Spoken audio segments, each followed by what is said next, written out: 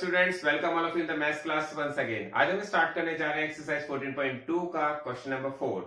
लेकिन उस क्वेश्चन को करने से पहले हमें एक बात बहुत ही क्लियर समझनी होगी कि हमारे पास जो सर्किल होता है एक प्लेन फिगर है, आपको मैंने पहले भी बताया था, और सर्किल 3 पार्ट्स में डिवाइडेड होता है। 3 कौन कौन से पार्ट हो सकते हैं? यहाँ पर जो 3 पार्ट्स होते हैं वो होता है ऑन द सर्किल। अगर हम कोई पॉइंट सर्किल के किसी भी पार्ट पर बनाते हैं तो हम उसको कहते हैं ऑन द सर्किल। तो मैंने यहाँ पर एक पॉइंट बना दिया है ए, इसका मतलब ये ए पॉइंट कहां पर है? ऑन द सर्किल पर है। और अगर हमें कोई पॉइंट बनाना है जो इंटीरियर ऑफ द सर्किल होता है, इंटीरियर का मतलब होता है अंदर की तरफ, सर्किल के अंदर हमें कोई भी पॉइंट बनाना हो तो हम उसे कहते हैं इंटीरियर ऑफ द सर्किल। तो ये पार्ट जो मैंने आपको बता रहा हूं ये केवल आपको समझना है, और उसके बाद जब मैं आपको कंस्ट्रक्शन स्टार्ट कराऊंगा तो उसको आपको कॉपी पर नोट करना है। एक और पार्ट हम देखते हैं, अगर सर्किल के किसी बाहर कोई पॉइंट है तो हम उसे कहते हैं वो पार्ट हमारा एक्सटीरियर ऑफ द सर्किल है। चलिए देखते हैं क्वेश्चन नंबर 4 और फिर उसके बाद देखेंगे क्वेश्चन नंबर। चलिए स्टूडेंट्स, अब देखते हैं क्वेश्चन नंबर 4 एक्सरसाइज 14.1। हमारे पास क्वेश्चन में दिया हुआ है draw a circle and mark 3 points A, B and C such that A is on the circle, B is in the interior of the circle and C is in the exterior of the circle। देखिए बच्चों, introduction में मैंने बताया था आपको कि यहाँ पर हमारे पास जो भी सर्किल ड्रॉ होता है वो 3 पार्ट्स में डिवाइडेड होता है, interior, exterior and on the circle. तो इसको ड्रॉ कैसे करना है आप देखिए, क्योंकि यहाँ पर कहा गया draw in a circle and mark 3 points. तो यहाँ पर आपके पास कोई पर्टिकुलर रेडियस नहीं दी गई, तो आप किसी भी रेडियस को लेकर के एक सर्किल ड्रॉ कर सकते हैं, अपनी मर्जी से कुछ भी रेडियस ले सकते हैं। तो मैंने यहाँ पर एक सर्किल ड्रॉ कर दिया है, और सर्किल ड्रॉ करना तो आई थिंक आप सबको आ ही गया होगा। यहाँ पर जब भी हम कोई सर्किल ड्रॉ करते हैं उसका एक सेंटर जरूर बना लेते हैं, तो सेंटर मैंने इसका O बना लिया है। ठीक है, तो आपको सर्किल ड्रॉ करना आ गया है, सर्किल हमने ड्रॉ कर लिया है। अब आपसे क्या कहा गया है? आपसे कहा गया है A is on the circle. A point draw कीजिए जो ऑन द सर्किल हो, सर्किल पर बना हो। तो सर्किल पर बना हो तो इसका मतलब ये सर्किल है, आप कहीं पर भी एक पॉइंट बना सकते हैं। मैंने ये पॉइंट A सर्किल पे बना दिया है। देखिए यहां पर मैंने इसका पॉइंट लगा दिया है और मैंने यहां पर A पॉइंट बना दिया है। B पॉइंट में देखते हैं, B is in the interior of the circle. आपसे कहा गया है एक पॉइंट बनाइए B पॉइंट जो सर्किल के इंटीरियर में हो। इंटीरियर का मीनिंग क्या होता है? इंटीरियर का मीनिंग आप सबको पता होना चाहिए।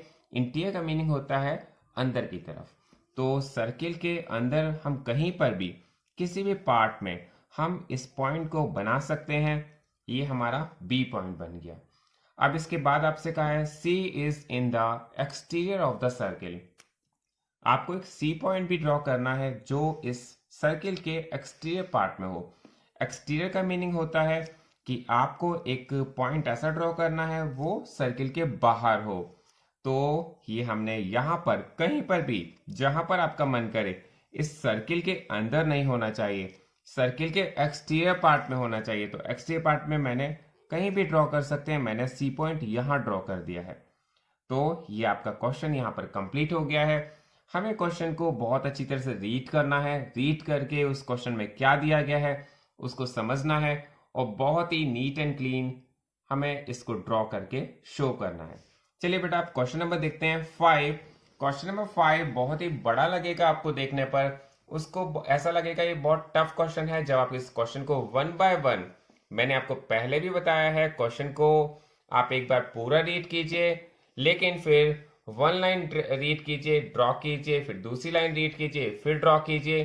तो यही सही मेथड है, हमें क्वेश्चन को रीड करें और बहुत अच्छी तरह से पढ़ें उसे, उसमें क्या कहा गया उसको समझें और बहुत अच्छी तरह से आप इसे ड्रॉ करें। चलिए देखते हैं क्वेश्चन में क्या कहा गया है। Let A B the centre of 2 circles of equal radii. आपसे कहा गया है आपको 2 सर्किल ड्रॉ करने हैं जिनकी रेडियस इक्वल होनी चाहिए, और उनके रेडियस, उनके जो सेंटर हैं वो A और B लेने हैं। चलिए मैं ड्रॉ करता हूं, कोई भी रेडियस लेकर के 2 सर्किल्स ड्रॉ करने हैं। तो मैंने यहां पर एक सर्किल ड्रॉ कर लिया है जिसकी मैंने रेडियस ले ली है। जो मेरा मन में आया है वही जो मैंने बताया, इसकी रेडियस आपको कोई पर्टिकुलर दी नहीं गई है, आपका मन जो करे वो आप ले सकते हैं। तो मैंने इसका सेंटर रख लिया है ए, क्योंकि क्वेश्चन में दिया गया है कि ए और बी सेंटर होने चाहिए टू सर्किल्स के जिनकी रेडियस इक्वल होगी। Draw them so that each other one of them passes through the centre of the other. आपसे कहा गया है एक जो सर्किल है दूसरे सर्किल के सेंटर से पास होके जाना चाहिए। ठीक है, तो इसका मतलब हम दूसरा सर्किल कहां से ड्रॉ करेंगे? दूसरा सर्किल आप सर्किल के ही किसी पॉइंट से ड्रॉ करें तो आप देखेंगे ये सेंटर से होकर के ही जाएगा। तो यहां पर आपसे कहा गया है एक सर्किल दूसरे के सेंटर से पास होके जाना चाहिए। तो हमने यहां पर क्या किया है, ये देखिए, ये हमारे पास दूसरा सर्किल है, ये फर्स्ट वाले के सेंटर से पास होके जा रहा है। ये पहला सर्किल है जो दूसरे वाले के सेंटर से पास होके जा रहा है, और दूसरे वाले का सेंटर है बी जो क्वेश्चन में हमें गिवन है। आपको इस समझ में आ जाना चाहिए। देखिए, मैं आपको बहुत ही क्लियर बता रहा हूं। सबसे पहला काम हमें एक सर्किल ड्रॉ करना है। मैंने यहां पर किसी भी रेडियस को लेकर के एक सर्किल ड्रॉ कर दिया है। इसका सेंटर मैंने ए लिया है। आपसे कहा गया है आपको क्या करना है, एक और सर्किल ड्रॉ करना है जिसकी रेडियस सेम होनी चाहिए। आपको रेडियस को चेंज नहीं करना, और जो दूसरा सर्किल है वो पहले वाले के सेंटर से होके जाए। तो यहां पर मैंने क्या किया, सर्किल के किसी भी पार्ट से मैंने दूसरा सर्किल ड्रॉ किया, और दूसरा सर्किल ड्रॉ करने के बाद वो उसके पहले वाले के सेंटर से होके पास हो रहा है, और यहां पर मैंने इसका सेंटर बी रख दिया। तो हमारे पास हम यहां तक हमने क्वेश्चन को रीड कर लिया और इसको ड्रॉ भी कर दिया। अब आपके पास कहा गया है let them intersect at C and D. अब देखिए, सर्किल एक दूसरे के इंटरसेक्ट कर रहे हैं। ये दोनों सर्किल एक दूसरे को इंटरसेक्ट कर रहे हैं। आपको जो इंटरसेक्टिंग पॉइंट, इंटरसेक्टिंग का मतलब होता है एक दूसरे को कट कर रहे हैं। जो कट के पॉइंट हैं आपको उनका नाम रखना है सी एंड डी। देखिए, एक सर्किल दूसरे को इंटरसेक्ट कहाँ कर रहे हैं? ये फर्स्ट सर्किल है जिसका सेंटर ए है, ये सेकेंड सर्किल है जिसका सेंटर बी है। ये एक दूसरे को सी पार्ट और डी पॉइंट पर, C point and D point पर इंटरसेक्ट कर रहे हैं। बहुत ही क्लियर हो गया होगा। आपसे कहा गया इंटरसेक्टिंग पॉइंट को आप सी एंड डी लिखिए। चलिए, इसके बाद देखते हैं examine whether A B and C D are at right angles. आपको कहा गया है क्या ए बी और सी डी राइट एंगल्स पर बन रहे हैं? तो आपको क्या करना है, ए और बी को ज्वाइन करना पड़ेगा। तो उसको हमें चेक करने के लिए क्या करना पड़ेगा, मैंने ए को बी से ज्वाइन कर दिया। कैसे ज्वाइन करेंगे, आप देखिए, ए को बी से ज्वाइन कर दीजिए। उसके बाद हमें क्या करना है, सी को डी से ज्वाइन कर दीजिए। तो मैंने सी को डी से ज्वाइन कर दिया। अब आपसे कहा गया है जो ए बी लाइन सेगमेंट है and C D line segment है, क्या ये एक दूसरे के राइट एंगल पर हैं? तो ये चेक करने के लिए हमें प्रोटेक्टर का यूज करना पड़ेगा। और प्रोटेक्टर का यूज आप कैसे करेंगे, देखिए, यहां पर मैंने इसके सेंटर पॉइंट को, जो प्रोटेक्टर का सेंटर पॉइंट होता है, उसको मैंने चेक किया है। तो यस, ये तो 90 डिग्री का एंगल बना रहे हैं।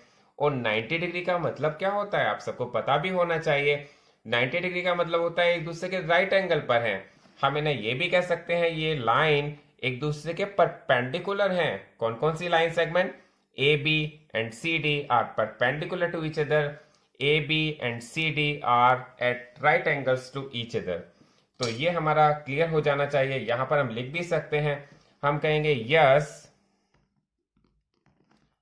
AB is perpendicular to CD। तो यहां पर हमारा क्वेश्चन ये कंप्लीट हो गया है। आई होप ये आपको क्वेश्चन बहुत अच्छी तरह समझ में आ गया होगा। इस क्वेश्चन को बहुत ही नीट एंड क्लीन आप अपनी नोटबुक पर ड्रॉ कीजिए।